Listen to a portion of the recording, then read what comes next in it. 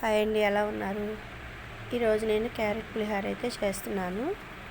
ముందుగా 4 క్యారెట్లు అయితే శుభ్రం చేసుకొని తురిమి పక్కన పెట్టుకున్నాను. అన్నం రైస్ వండేసాను. బాండీ పెట్టేసి ఆయిల్ వేసుకొని ఆయిల్ వేడెక్కుతుంది. మేము నిన్నైతే మోపిదేవి అయితే ఊరెళ్ళొచ్చామండి. అందుకైతే టిఫిన్కి అయితే ఏం ప్రిపేర్ చేసుకోలేదు. ఇంకా మా పిల్లలైతే క్యారెట్ పులిహోర చేయమని అడిగారు. అందుకని మార్నింగ్ క్యారెట్ పులిహోర అయితే చేస్తున్నాను.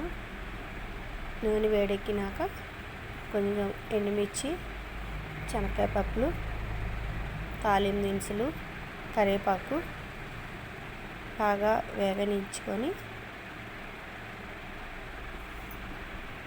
క్యారెట్ తురుముకున్న క్యారెట్ వేసుకొని కొంచెం పసుపు, ఉప్పు వేసి బాగా వేయించుకోవాలి. రైస్ అయితే కొంచెం తీసి పక్కన పెట్టుకొని చల్లారి చేశాను. చాలా ఈజీగా తొందరగా అయిపోతుందండి. పిల్లలు బాగా ఇష్టంగా తింటారు. 5 నిమిషాలు బాగా వేపుకోవాలి. ఒక 2 నిమ్మకాయలు అయితే కట్ చేసి రసం తీసి పెట్టుకున్నాను. ఎంత క్యారెట్ సిమ్లో పెట్టి వేపేసుకొని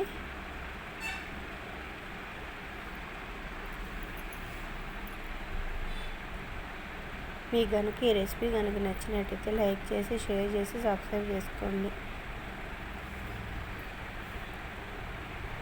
మొత్తం ఒకసారి కలిదిప్పేసుకొని రైస్ వేసేసుకోవాలి.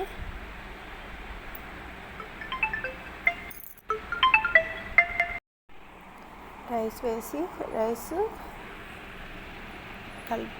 మొత్తం కలిసేటట్టు కలుపుకోవాలి.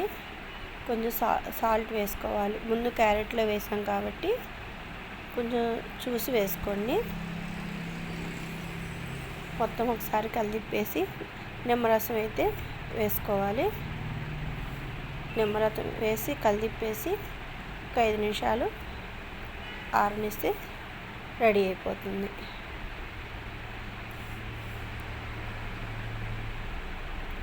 అన్నం చిదురవకుండా కొంచెం పొలుగ్గానే వండుకోవాలి.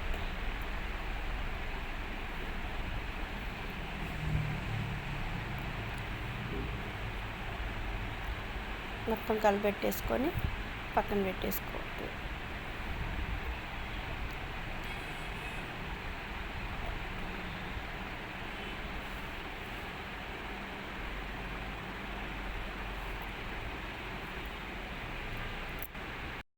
ఇంకా మంచి వీడియోలు అయితే మీతో అయితే షేర్ చేసుకుంటానండి. Thank you friends. రెడీ అయిపోయింది.